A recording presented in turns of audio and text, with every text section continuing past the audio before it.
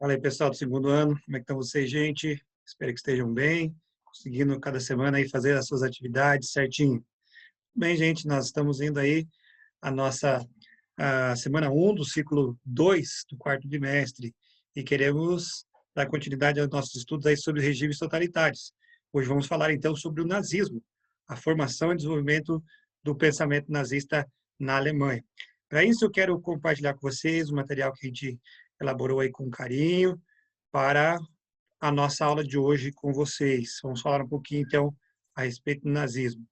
Antes de mais nada, sempre lembro nossas orientações aí semanais, na semana 1, ciclo 2, além de assistir a videoaula, eu peço para vocês fazer a leitura final ali do apostila 9, página 85 a 90, capítulo 4, e as atividades nas páginas 92 e 93, tá bom? Qualquer dúvida, por favor, estou lá no fórum sexta-feira e também na sala virtual para atender vocês, tá bom, galera? Então, espero a sua presença lá. Lembre-se que é importante a gente bater um papo também e acrescentar ao conhecimento de vocês aí. Bom, vamos falar então sobre o nazismo. Então, lembrando então que a Alemanha, a situação da Alemanha depois da Primeira Guerra Mundial era até pior do que a da Itália, né? Derrotada na guerra e pós a assinatura do Tratado de Versalhes, a Alemanha vai ficar sob o controle dos democratas. Porém, a situação realmente não era nada legal. Nos, Dentro desse momento, foi elaborada primeiramente uma nova Constituição, onde o governo estaria sob uma república parlamentarista e o poder legislativo estaria no comando do parlamento alemão, e o presidente da república ele passou a nomear um primeiro-ministro que seria chamado de chanceler. Esse é o que nós conhecemos e falamos até lá quando falamos da Primeira Guerra Mundial, a República de Weimar, o que seria a sede do governo alemão, tá bom? As condições, como eu falei, pós-Primeira Guerra, olha só como estava aí. Desemprego, 44%. O clima de descontentamento era altíssimo com a situação na Alemanha. E isto vai favorecer o surgimento de grupos que seriam considerados salvadores da pátria. Entre eles, o Partido Comunista e também o Partido dos Trabalhadores Alemães, que mais tarde vai ser chamado de Partido Nacional Socialista, ou Nazi, né, em alemão. E esse é o partido que você já sabe, com certeza, nosso amigo Hitler. Bom, falar um pouquinho agora a respeito dele. Hitler, começando aqui com vocês, nossa aula hoje, falar um pouquinho a respeito dele, então, de Adolf Hitler, em especial falar um pouquinho da sua biografia. Talvez vocês já devem ter visto isso em algum momento, mas eu gostaria de compartilhar um pouquinho com você a respeito da biografia desse, desse sujeito histórico importante, sim, Adolf Hitler. Bom, vamos falar então um pouquinho a respeito dele. O da seu nascimento, vamos falar um pouquinho do nascimento e família dele. Bom, Hitler, ele nasceu 20 de abril de 1889 em Braunau-Inn, né? Seria na região da Áustria, fronteira, sim, com a Alemanha. Hitler ele tinha mais 5 irmãos, sendo que 3 morreram na infância dele. Aí está a foto dele quando piquitititou. Bom, ele era filho de Clara e de Alois Hitler. Clara era uma mulher bastante ajustada, sociável, simpática, uma camponesa humilde, não havia tido a oportunidade de ser alfabetizada, e ela trabalhava como empregada doméstica na casa do seu primo. Quem era seu primo? O Alois, né? O Alois era ele, o primo da Clara. E Alois era filho ilegítimo, usava o nome de sua mãe, que mais tarde mudou para Hitler. Ele era reservado, ao contrário até um pouco da Clara, circunspecto, de humor muito contraído, era funcionário público e que mais tarde passou a criar abelhas. Ele vai, então, se unir à Clara, uma diferença de idade muito grande entre eles, vocês conseguem perceber ali entre os dois. Mesmo assim, ele se casa com Clara e da união dos dois tem o nascimento de Hitler e mais 5 irmãos. Bom, a infância de Hitler não foi uma infância muito lá agradável, né? Ele estudou em uma escola pública, onde ele não queria se conformar à disciplina daquela escola, e aos 8 anos de idade ele começa a ter aulas de canto, tá? E um episódio que marcou profundamente a vida de Hitler, segundo dizem os historiadores, foi a morte do seu irmão Edmund, e isso afetará bastante não só o humor dele, mas também o comportamento de Hitler em diversas situações. Alois, ele manda Hitler para uma escola secundária, ignorando a vontade dele de entrar em uma escola clássica de artes. Desde pequeno, Hitler queria, né, entrar na Escola de Belas Artes.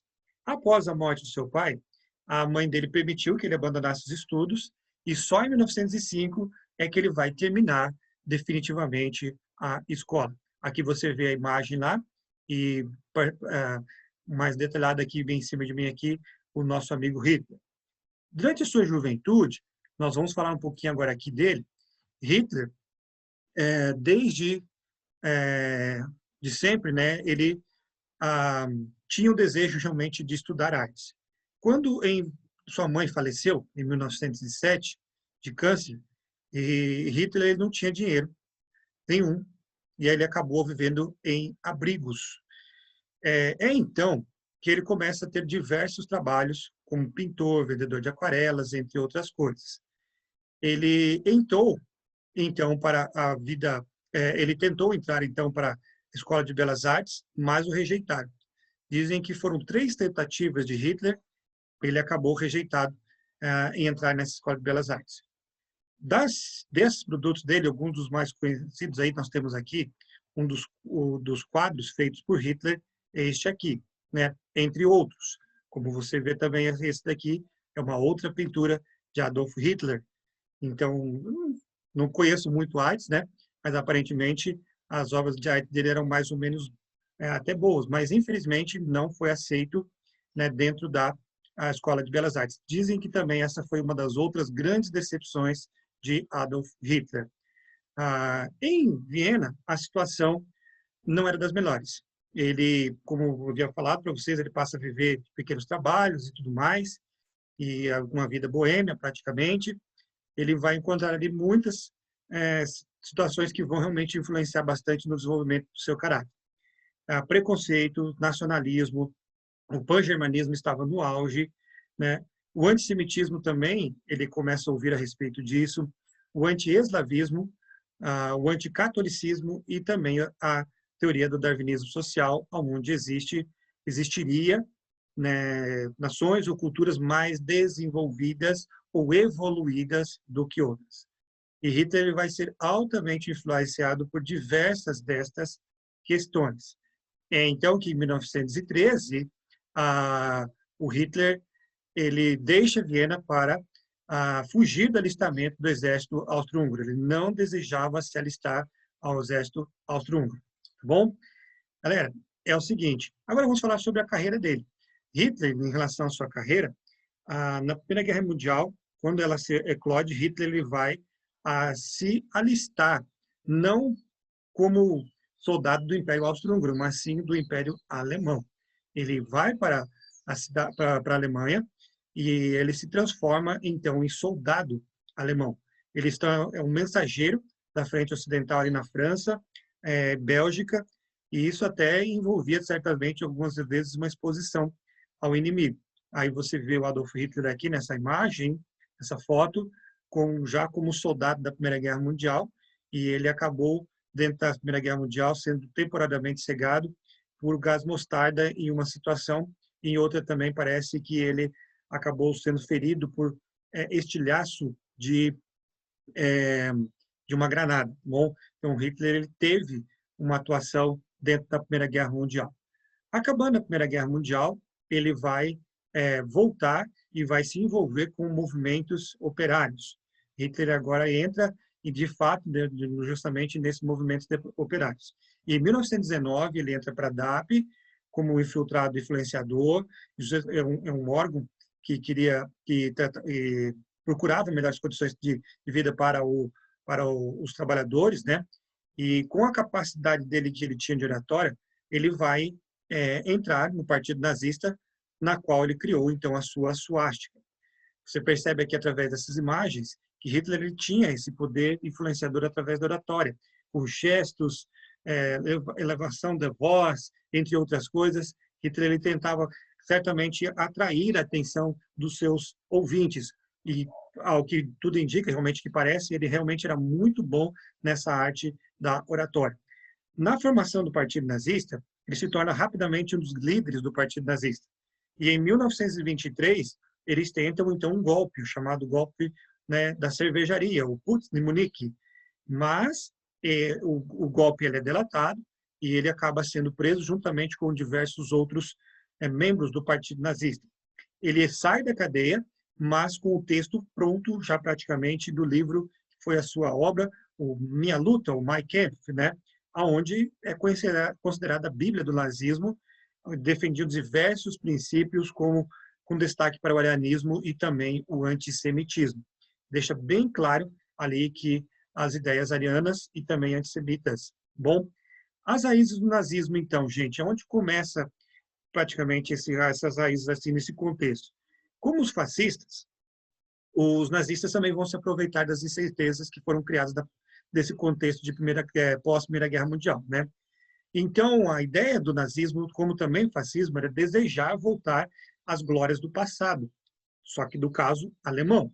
A nação germânica, criada aqui justamente lá pensando num terceiro reino. O primeiro Reich, o segundo Reich, o primeiro reino de Carlo Magno, o segundo Reich do Sacro Império Românico, liderado por Otto von Bismarck, da unificação, e agora o terceiro reino, ou o terceiro Reich, liderado por Adolf Hitler.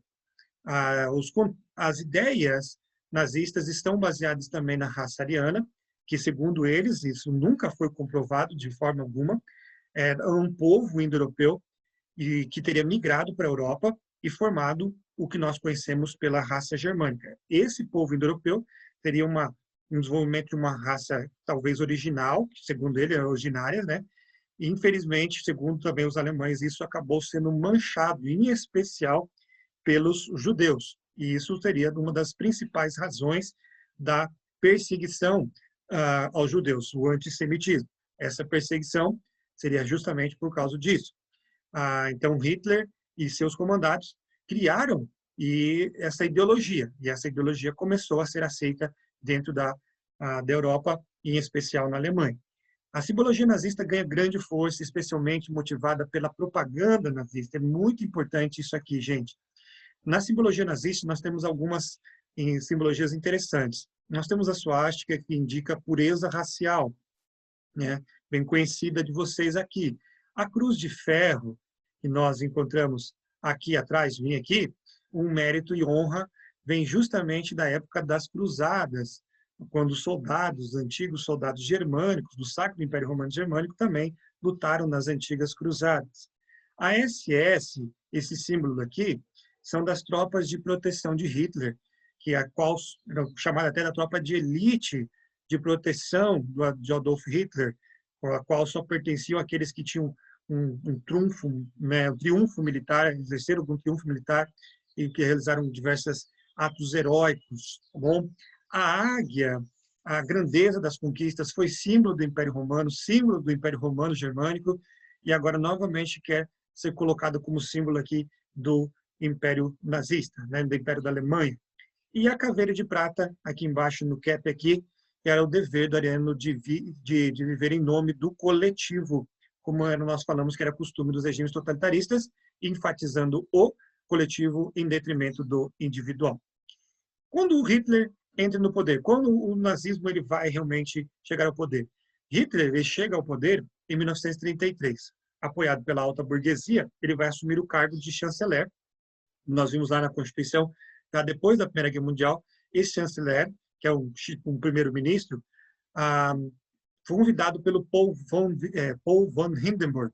O Paul von Hindenburg acaba morrendo e, com a morte dele, Hitler inicia o processo de um governo ditatorial e expansionista que vai levar, com certeza, o mundo à Segunda Guerra Mundial. Bom, nós estudamos aqui um pouquinho a respeito disso já, mas quero citar para vocês aqui as leis de Nuremberg. Essas leis de Nuremberg, logo depois que Hitler ele assume o poder, ele começa a colocar em prática algumas dessas leis de Nuremberg. Primeiro, eles retiravam os judeus da condição de cidadãos alemães. Né? Deixa eu voltar aqui, perdão. Segundo, ele impedia também eles de trabalhar em serviços públicos. Terceiro, né, ele vai estabelecendo agora passos aonde claramente ele persegue esses judeus.